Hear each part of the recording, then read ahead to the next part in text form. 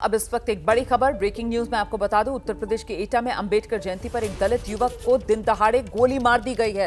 दलित युवक को दिन दहाड़े गोली मारी गई है। उत्तर प्रदेश के एटा में युवक को गंभीर हालत में अस्पताल में भर्ती कराया गया है।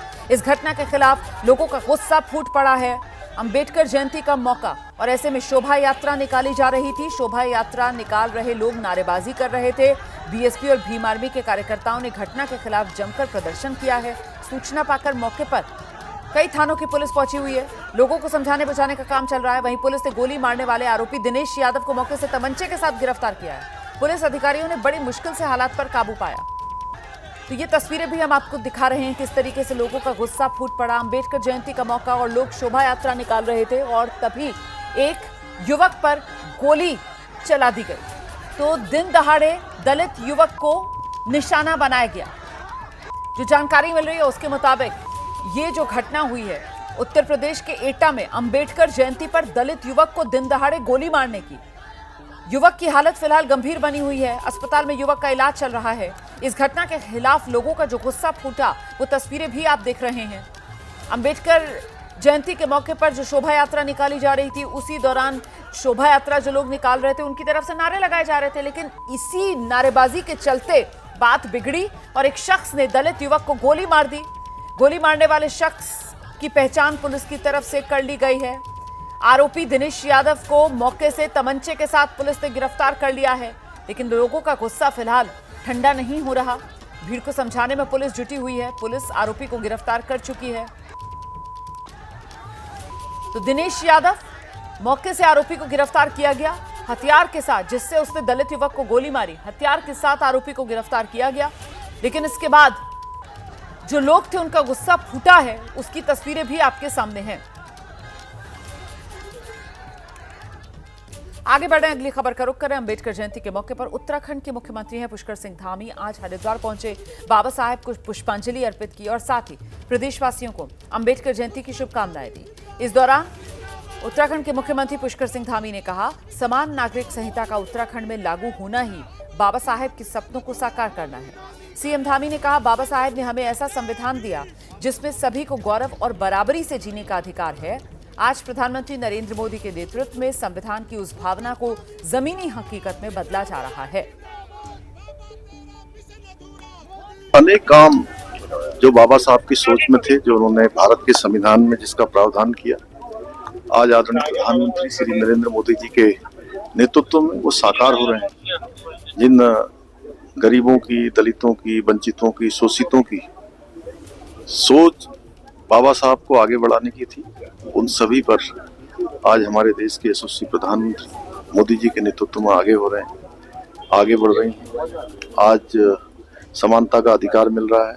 उत्तराखंड राज्य में बाबा साहब ने जो भारत के संविधान के अनुच्छेद 44 में समान नागरिक संहिता का प्रावधान किया था, उसकी शुरुआत देवभूमि उत्तराखंड से हो गई है और ये बाबा साहब को सच्ची श्रद्धांजलि है। और अब आज की एक बड़ी खबर जानिए आप। तहव्वुर राणा जिसे प्रत्यर्पण कर भारत लाया जा चुका है, इसके बाद अब करीब 14,000 करोड़ रुपए के घोटाले का आरोपी, भारत का मोस्ट वांटेड भगोड़ा मेहुल चोकसी भारत लाया जाएगा। पीएनबी घोटाले का मुख्य आरोपी आप जानते हैं मेहुल चोकसी है। उसे गिरफ्तार किया गया है भारत से करीब 6,391 किलोमीटर के फासले पर बेल्जियम में, जहां वो छिपा हुआ था। लेकिन इसके पीछे कहानी क्या है उसे जानने से पहले जरा तस्वीरें मैं आपको दिखा देती हूं।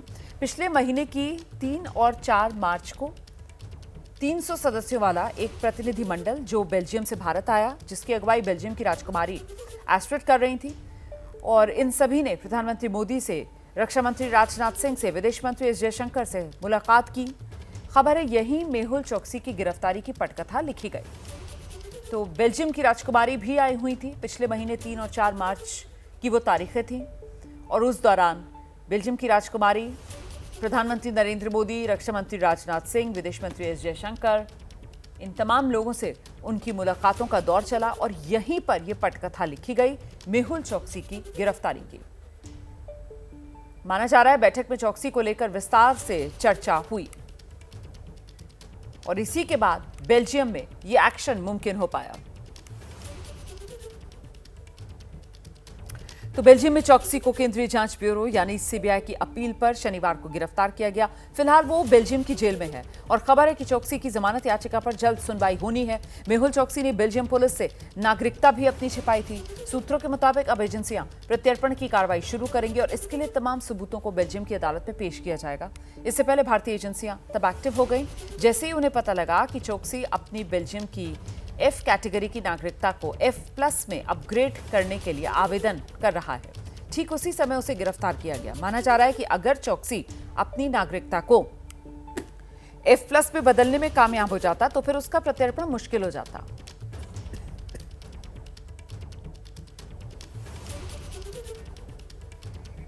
तो मेहुल चौकसी को लेकर बेल्जियम का एक बड़ा बयान सामने आ गया है। बेल्जियम संघीय लोक सेवा न्याय ने कहा है मेहुल चौकसी को 12 अप्रैल को गिरफ्तार किया गया, उसे न्यायिक कार्रवाई के लिए हिरासत में रखा गया और साथ ही बेल्जियम कह रहा है मेहुल चौकसी के प्रत्यर्पण के लिए भारतीय अधिकारियों ने संपर्क किया है। तो भारतीय अधिकारी जो है वो संपर्क में है बेल्जियम के और मेहुल चौकसी को प्रत्यर्पित कर भारत लाया जाए, इसी की अब कोशिशें की जा रही हैं। फिलहाल बेल्जियम की जेल में मेहुल चौकसी, जहां मेहुल चौकसी की तरफ से तो पूरी कोशिश की जा रही है कि किसी तरीके से उसको जमानत मिल जाए।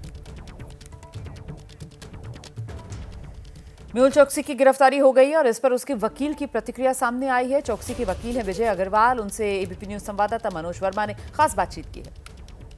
आपके क्लाइंट को गिरफ्तार कर लिया गया है? जी, मेरे क्लाइंट को गिरफ्तार किया गया है सैटरडे को इंडिया की एक्स्ट्रेडिशन रिक्वेस्ट पे। उनके open ended non available warrant थे जिसके लिए उनको अरेस्ट किया गया है और जो क्योंकि उनकी ट्रीटी है बेल्जियम की इंडिया से और जो है उन पे अब ये एक्स्ट्रेडिशन की कार्रवाई चलेगी वहाँ पर, तो उसके लिए अपील फाइल की जाएगी और ये रिक्वेस्ट की जाएगी कि उनको डिटेंशन में ना रखा जाए। सर, आपके क्लाइंट को लगातार भगौड़ा कहा जाता है। नहीं, मेरा क्लाइंट बिल्कुल भगोड़ा नहीं है, ये जनरल टर्म नहीं है, ये लीगल टर्म है। फ्यूजिटिव ऑफेंडर्स एक्ट पार्लियामेंट ने पास किया। उसकी 2 रिक्वायरमेंट है कि एक क्लाइंट इंडिया से बाहर चला गया केस होने के बाद, केस से बचने के लिए। मेरे क्लाइंट जब इंडिया से बाहर गए थे बॉम्बे पुलिस से क्लियरेंस लेके गए थे और न्यूयॉर्क गए थे इलाज के लिए।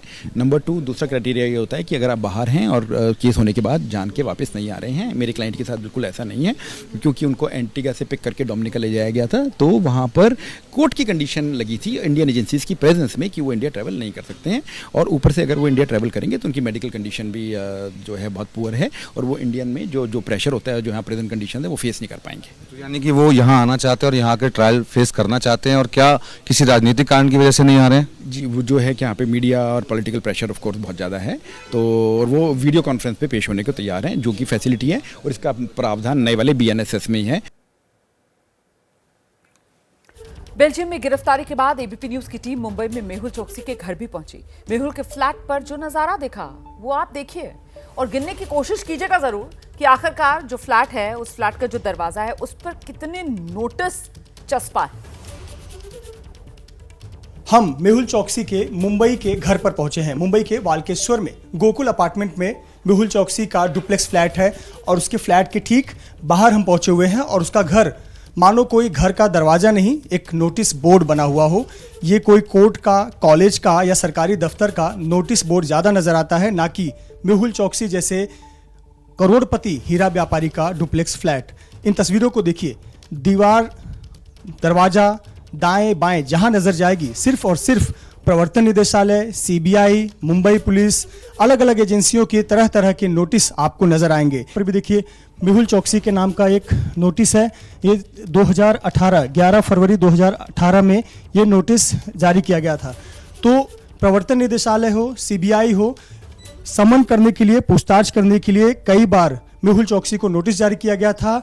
चूंकि 2018 के बाद से ही मेहुल चौकसी और उसका परिवार भारत से फरार हो गया था, उसके बाद से वो भगौड़ा घोषित किया गया। बाईं तरफ के दीवार पर भी तरह तरह के नोटिस चिपकाए गए हैं, जिसमें SBI बैंक का नोटिस है, अलग अलग बैंकों के साथ साथ प्रवर्तन निदेशालय, सीबीआई की नोटिस है। कोर्ट के बहुत सारे आपको ऑर्डर यहाँ पर नजर आएंगे, जो कि कोर्ट ऑर्डर मेहुल चौकसी और उसकी जो कंपनियां हैं उस कंपनियों के खिलाफ जो ऑर्डर जारी किए गए थे। खबर पंजाब से है, जहां अमृतसर के मजीठा में बेखौफ बदमाशों की खौफनाक करतूत सामने आई। यहां के कलेर मंगट गांव में 3 हथियारबंद बदमाश एक पेट्रोल पंप पर लूट के इरादे से दाखिल हुए। इस दौरान पेट्रोल पंप कर्मचारियों ने बदमाशों को रोकने की काफी कोशिश की, लेकिन बदमाशों ने गोली चला दी, जिससे एक पेट्रोल पंप कर्मचारी की मौत हो गई है। दूसरा कर्मचारी घायल बताया जा रहा है। ये घटना रविवार रात की है। पेट्रोल पंप पर हत्या की यह घटना सीसीटीवी में कैद हुई। सूचना पाकर पुलिस मौके पर पहुंची। वारदात की पड़ताल में पुलिस जुटी हुई है।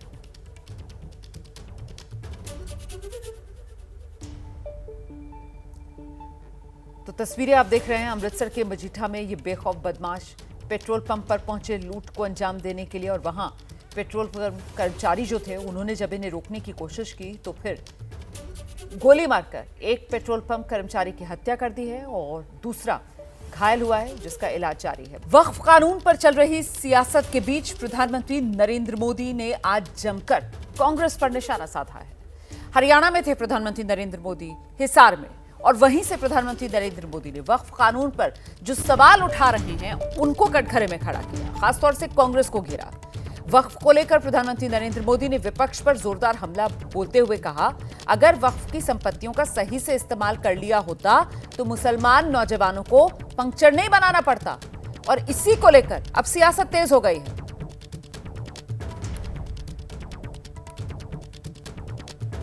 वक्फ के नाम पर लाखों हेक्टेयर जमीन पूरे देश में है।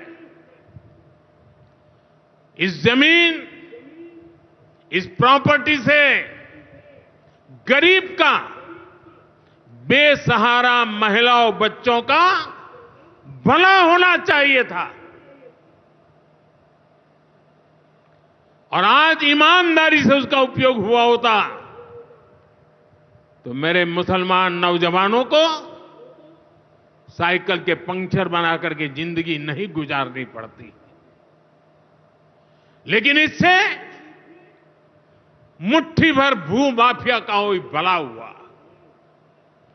पसमानदा मुस्लिम इस समाज को कोई फायदा नहीं हुआ, और ये भू माफिया किसकी जमीन लूट रहे थे? ये दलित की जमीन लूट रहे थे, पिछड़ों की जमीन लूट रहे थे, आदिवासी की जमीन लूट रहे थे, विधवा महिलाओं की संपत्ति लूट रहे थे। सैकड़ों विधवा मुस्लिम महिलाओं ने भारत सरकार को चिट्ठी लिखी, तब जाके कानून की चर्चा आई है। वहीं कांग्रेस के राज्यसभा सांसद इमरान प्रतापगढ़ी ने प्रधानमंत्री नरेंद्र मोदी के पंक्चर वाले बयान पर आपत्ति जता दी। उन्होंने कहा, प्रधानमंत्री को ऐसा बयान शोभा नहीं देता। उन्होंने एक समाज के लोगों का अपमान कर दिया है। देखिए, सोशल मीडिया के ट्रोल जो भाषा बोलते हैं, कम से कम ऐसी भाषा का प्रयोग देश के प्रधानमंत्री को अपने भाषणों में नहीं करना चाहिए। ये बहुत शर्मनाक है। पंचर बनाते हैं, और प्रधानमंत्री जी जब आप मुसलमानों के संदर्भ में पंचर बनाने की बात करते हैं तो दरअसल ये दर्शाता है कि इस देश के मुसलमानों को लेकर के आपकी मानसिकता क्या है। नहीं, मुसलमान सिर्फ पंचर नहीं बनाते हैं। तो कुल मिलाकर के प्रधानमंत्री जी को मुझे लगता है कि किसी एक समाज को अपमानित करने के लिए इस तरह की भाषा का इस्तेमाल नहीं करना चाहिए। क्या आप देश के मुसलमानों को देश का नागरिक नहीं मानते? ये बहुत आपत्तिजनक भाषा है। वहीं प्रधानमंत्री मोदी के वक्फ कानून पर दिए बयान के बाद सियासी पारा हाई है। मुंबई के मानकोर शिवाजी नगर विधानसभा सीट से समाजवादी पार्टी के विधायक अबू आजमी, उन्होंने भी प्रधानमंत्री पर हमला बोल दिया है। आरोप लगा रहे हैं कि बीजेपी तो मुसलमानों के खिलाफ वक्फ कानून लेकर आई है। आजमी जी, प्रधानमंत्री नरेंद्र मोदी ने एक सभा को संबोधित किया, उसमें उन्होंने कहा कि वक्फ बोर्ड का दुरुपयोग किया गया, इसीलिए आज भी मुसलमान साइकिल के पंचर बना रहा है। देखिए, कहते हैं इरादे खंजर के नेक तो हो नहीं सकते। जो कह रहे हैं गरीब मुसलमानों को, पसमानदा मुसलमानों को फ़ायदा होगा, पंचर नहीं बनाएंगे, मैं उनसे पूछता हूँ कि आपने कितने मुसलमानों को एमएलए बना दिया, कितने मुसलमानों को मिनिस्टर बनाया? आप किसी को टिकट देने को तैयार नहीं हो। आपकी जितनी भी, प्रधानमंत्री जी, आपने जितनी भी चीज़ें लाई वो सारी मुसलमानों के ख़िलाफ़ है। आपके राज्य में गाय बैल के नाम पर मुसलमान मारा जा रहा है।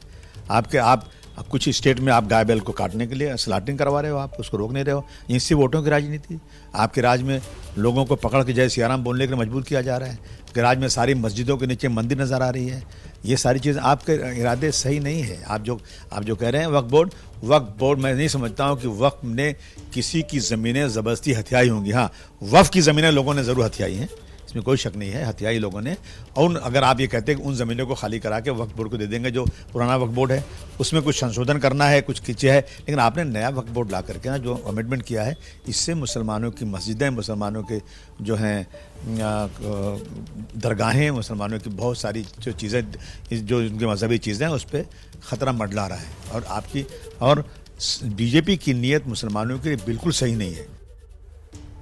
प्रधानमंत्री मोदी ने वक्फ कानून को मुसलमानों के हित में बताया। कांग्रेस पर हमला बोला कि अगर वो मुसलमानों के लिए इतने साल में कुछ करती तो फिर आज मुस्लिम युवाओं की ये हालत नहीं होती, उन्हें पंक्चर नहीं बनाना पड़ता। इसी पर भोपाल से मिलीजुली प्रतिक्रिया सामने आ रही है, सुनिए।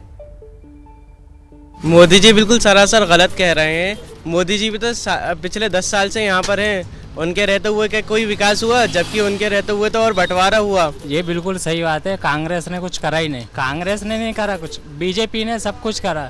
बीजेपी रोड बनवा रही है, सब कुछ बनवा रही है। और मोदी जी ने 10 साल में क्या करा हमारे लिए?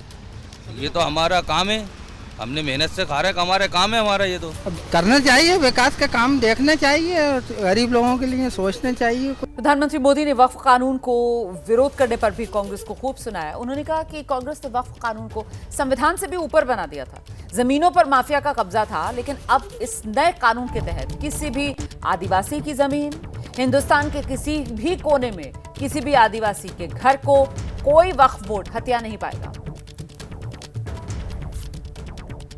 कांग्रेस की इस कुनीति का सबसे बड़ा प्रमाण वक्फ कानून है। देश आजाद होने के बाद 2013 तक वक्फ का कानून चलता था, लेकिन चुनाव जीतने के लिए, तुष्टीकरण की राजनीति के लिए, वोट बैंक की राजनीति के लिए 2013 के आखिर में, आखिरी सत्र में कांग्रेस ने इतने सालों तक चल रहे वक्फ के कानून में आनन फानन संशोधन कर दिया ताकि चुनाव में वोट पा सके। वोट बैंक को खुश करने के लिए इस कानून को ऐसा बना दिया कि बाबा साहब आंबेडकर के संविधान की ऐसी की तैसी। वक्फ कानून पर प्रधानमंत्री मोदी के बयान के बाद कांग्रेस ने अब पलटवार किया है। कांग्रेस आरोप लगा रही है कि बीजेपी वक्फ कानून के जरिए मुसलमानों का हक छीन रही है। पार्टी मुसलमान पर वक्फ के नाम पर इस कदर एहसान करती है कि वो हक को छीन लेती है और रेवड़ी दान करती है। ऐसा वक्फ संशोधन आप लेके आए हैं जिसको जमहूरियत भी खारिज करती है, जिसको संविधान भी खारिज करता है, और विपक्षी लोगों की बात और मुसलमान की बात आप सुनना ही नहीं चाहते। आज की डेट में वक्फ की आप संपत्ति हड़पना चाहते हैं और अपने चंद उद्योगपति मित्रों को देना चाहते हैं। वही मुस्लिम धर्मगुरु हैं मौलाना शहाबुद्दीन रिजवी प्रधानमंत्री मोदी के बयान का वो समर्थन कर रहे हैं। उन्होंने सवाल पूछा, वक्फ की जो जमीन थी उनसे गरीबों का फायदा होना चाहिए था ना, लेकिन वक्फ बोर्ड तो भटक गया, ऐसा क्यों हुआ? प्रधानमंत्री नरेंद्र मोदी जी ने जो बात कही है कि इस पर नाजायज़ कब्जे हो रहे थे ज़मीन जायदाद पे, और वो उसको अब गरीब, कमज़ोर और पासमानदा मुसलमानों को दिया जाएगा, तो दरअसल प्रधानमंत्री ने जो बात कही है वो बिल्कुल दुरुस्त है। उसमें कोई हर्ज की या कोई आपत्ति, एतराज़ करने की बात नहीं है। एक भी इबारत कहीं भी नहीं कोई दिखा सकता कि इसमें कहा गया हो कि मस्जिदें, मदरसे, ईदगाहें, कब्रिस्तान ये सब छीन लिए जाएंगे। ये सरासर मुसलमानों को वर्गलाया, बहकाया, उकसाया जा रहा है। वहीं वक्फ कानून को लेकर चल रही सियासत के बीच दिल्ली के जामा मस्जिद इलाके में आम लोगों ने अपनी प्रतिक्रिया दी है। उन्होंने वक्फ कानून को मुसलमानों के खिलाफ बताया। दिल्ली में वक्फ बिल फिलहाल पास हो गया है और मोदी सरकार इस बिल को लेकर ये कह रही है कि ये बिल फिलहाल मुस्लिमों के लिए बहुत फ़ायदेमंद है। लेकिन हम इस समय जामा मस्जिद पर मौजूद हैं और कुछ लोग भी हैं, उनसे बात कर भी लेते हैं। आपके हिसाब से फ़िलहाल इस बिल को आप कैसे देखते हैं? देखो, ऐसा है कि वक्फ बिल के बारे में बताया जा रहा है कि सरकार जो है मुसलमानों के बहुत सारे मुसलमानों की भलाई के लिए अब ये बिल निकाली है ऐसा कह रहे हैं, लेकिन देखा जाएगा कि आगे चलकर ये क्या करना चाहते हैं और क्या करेंगे। ऐसे तो हमें सही नहीं लग रहा है कि इन्होंने मुसलमानों के सपोर्ट में अब तक इन्होंने कौन सा काम किया देश में, ऐसा जो हमें देखने लगता है। ये हिंदू मुस्लिम का नाम लेकर जो है राजनीति करना चाहते हैं जो भी है, तो इससे गरीब मुसलमानों का तो फ़ायदा नहीं होगा, मुझे तो ऐसा नज़र आ रहा है। हमारे हिसाब से तो ये बहुत गलत हुआ है, क्योंकि वक्फ जो किए दूसरे अपने हिसाब से किए, यानी अपनी खुशदिली के साथ किए हुए, ये किधर कैसे इस्तेमाल करेंगे किसी को पता नहीं है। लेकिन वक्फ जो किया हुआ है वो मस्जिदों को और जो है मदरसों को इसके लिए इस्तेमाल करने के लिए थोड़ा बहुत तो कामयाबी हो सकती है। फ़ायदा क्या, नुकसान भी नहीं हो रहा, फ़ायदा भी नहीं देख सकते। वैसे मुस्लिम कम्युनिटी भी सहमत ही रहेगी, जैसे सरकार रहेगी वैसे सहमत रहेगी। बिल्कुल सरासर गलत है, ये तो मुसलमानों को गुमराह करने की साजिश है एक, ये बिल्कुल गलत है। वक्फ बोर्ड में जो भी हो रहा है ये बिल्कुल गलत है। वक्फ बोर्ड है जो काम कर रहा है वो सामने आ रहा ही नहीं रहा, जो आ रहा है वो हकीकत में जो है ही नहीं। देखो, ये एक चीज़ बताना है और दूसरी चीज़ नहीं बताना वाला हिसाब है। ये वक्त से यही फ़ायदा है कि लोगों को फ़ायदा अभी तक पहुंच रहा ही था, अभी तक कौन सा नुकसान पहुंच रहा था। आगे बढ़ेंगे, अगली खबर का रुख करेंगे। बिहार और बिहार की सियासत में विधानसभा चुनाव से पहले एक बार फिर आ गया है उबाल। एनडीए की ओर से नीतीश कुमार के नेतृत्व में चुनाव लड़ने की घोषणा की जा चुकी है। बावजूद इसके हरियाणा के मुख्यमंत्री हैं नायब सिंह सैनी, एक बयान दे दिया उन्होंने, और उनके बयान के बाद सियासी गलियारों में तो जैसे तूफान सा आ गया है। गुरुग्राम में राष्ट्रीय जागृति महासम्मेलन में बिहार के डिप्टी सीएम सम्राट चौधरी की तारीफ करते हुए नायब सैनी ने हुंकार भरी कि हरियाणा के बाद अब बारी बिहार की, विजय का झंडा बिहार में लहराएगा और सम्राट चौधरी के नेतृत्व में लहराएगा। जिस समय नायब सिंह सैनी ने सम्राट चौधरी को लेकर यह बयान दिया, वहां सम्राट चौधरी के साथ साथ उत्तर प्रदेश के उप मुख्यमंत्री केशव प्रसाद मौर्य, पूर्व केंद्रीय मंत्री उपेंद्र कुशवाहा मौजूद थे। नायब सिंह सैनी का यह बयान ऐसे वक्त पर आया जब बिहार में इस साल के अंत में विधानसभा चुनाव की तैयारियां जोरों पर हैं। एक बात आप लोगों को जरूर कहूंगा, भाइयों, सम्राट चौधरी जी बैठे हैं, हरियाणा के बाद बिहार की बारी है।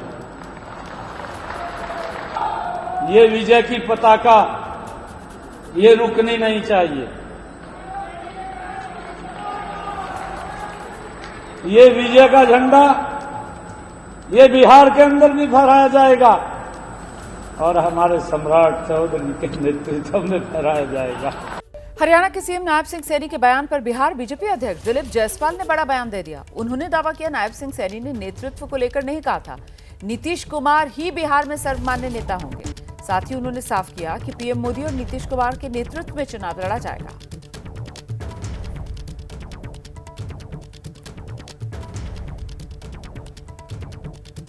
हरियाणा के सीएम नायब सिंह सैनी ने बीते दिन एक सम्मेलन में कहा कि हरियाणा के बाद अब बिहार की बारी है और सम्राट चौधरी के नेतृत्व में चुनाव विजय का झंडा वहां लहराया जाएगा।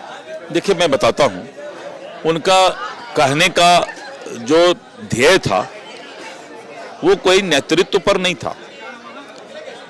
उन्होंने इस बात को बताया कि सम्राट चौधरी जी भी इस चुनाव के एक अंग होंगे भारतीय जनता पार्टी की ओर से, और सभी घटक दल के नेता जो हैं उनके नेतृत्व में उनका दल काम करता है। तो सम्राट चौधरी जी भी हमारे विधानमंडल दल के नेता हैं, तो भारतीय जनता पार्टी उनके नेतृत्व में काम कर रही है। जब एनडीए गठबंधन और नेतृत्व की बात सरकार की आती है, सत्ता की आती है, तो उसमें हमारे सर्वमान्य नेता श्री नीतीश कुमार जी और हमारे जो इस देश के लोकप्रिय प्रधानमंत्री श्री नरेंद्र मोदी जी हैं और नीतीश कुमार जी, ये दोनों के नेतृत्व में चुनाव भी लड़ा जाएगा और यही हमारे नेतृत्व भी हैं। इसलिए इसमें कहीं कोई इसका अर्थ दूसरे तरीके से निकालने की आवश्यकता नहीं है। हरियाणा के सीएम नायब सिंह सैनी के बयान के बाद इस पर सियासत तेज हो रही है। बिहार में नेता विपक्ष और आरजेडी के नेता तेजस्वी यादव ने नायब सिंह सैनी के बयान को लेकर बीजेपी पर ही हमला बोल दिया। दावा कर रहे हैं तेजस्वी बीजेपी सबको सीएम बना देगी और 2 दिन बाद नया नाम सामने आ जाएगा। उन्होंने आरोप लगाया नीतीश कुमार को बीजेपी ने हाईजैक कर लिया है क्योंकि नीतीश अचेत अवस्था में, और इस बात बिहार में इस बार एनडीए की खटारा गाड़ी नहीं चलेगी, ये तेजस्वी यादव दावा कर रहे हैं। बीजेपी में कौन नहीं सीएम बनेगा ये तो बता दो। काहे आप लोग झगड़ा लगवा रहे हैं उन लोगों में? 2 दिन बाद दूसरा नाम आ जाएगा, क्यों चिंता कर रहे हैं? ये लोग आपस में नूरा कुश्ती लोग करते रहे। सीएम इस बार खटारा गाड़ी जो है, जो एनडीए की खटारा गाड़ी, इस बार बिहार की जनता जो है नए गाड़ी पे सवार करने जा रही है। हरियाणा के सीएम नायब सिंह सैनी के बयान पर जेडीयू ने तीखी प्रतिक्रिया दी है। उन्होंने सहयोगी दलों को नसीहत देते हुए कहा कि बिहार की सरजमी से एक ही आवाज निकलती है, नीतीश हैं तो निश्चित है। गृह मंत्री अमित शाह का बयान, माननीय सम्राट चौधरी जी का बयान, एनडीए घटक दल के 5 दल के प्रदेश अध्यक्ष का बयान, तो बिहार की सरजमी से एक ही आवाज निकलती है, नीतीश हैं तो निश्चिंत है। नायब सिंह सैनी के सम्राट चौधरी पर दिए बयान का एलजेपी ने समर्थन किया है। उन्होंने दावा किया कि बिहार में एनडीए की सरकार ही बनेगी। आदरणीय नायब सिंह सैनी जी ने ठीक कहा है और वो इसलिए आत्मविश्वास के साथ बोल रहे हैं कि हमारी पार्टी का ट्रैक रिकॉर्ड, हमारे पद्म भूषण नेता रामविलास पासवान जी और से लेकर के आदरणीय चिराग पासवान जी तक जब जिस गठबंधन में रहे हैं उसका विजय पताका फहरता रहा है। और बिहार में तो एनडीए है ना, सामूहिक नेतृत्व है। बड़े बड़े हमारे गठबंधन के 5 दलों के नेता हैं जिनका बिहार को ये समूह पसंद है, ये गठबंधन पसंद है। इसलिए वो बोल रहे हैं कि नेतृत्व में हम लोगों को विजय पताका मिलेगा। पूर्व केंद्रीय मंत्री पशुपति पारस का बड़ा बयान सामने आया है। एनडीए से हमारा कोई रिश्ता नहीं, पशुपति पारस ये कह रहे हैं। एनडीए से आरएलजेपी का कोई रिश्ता नहीं है। अंबेडकर जयंती के मौके पर आयोजित कार्यक्रम में पशुपति पारस ने ये बयान दिया है। आज से मेरा कोई रिश्ता एनडीए से नहीं रहा। नया गठबंधन हमारी पार्टी अपने पार्टी के संगठन को मजबूत करेगा और भविष्य में जैसा होगा जो गठबंधन हमारे दल को उचित सम्मान देगा, हम उसके साथ हमारी पार्टी जाएगी।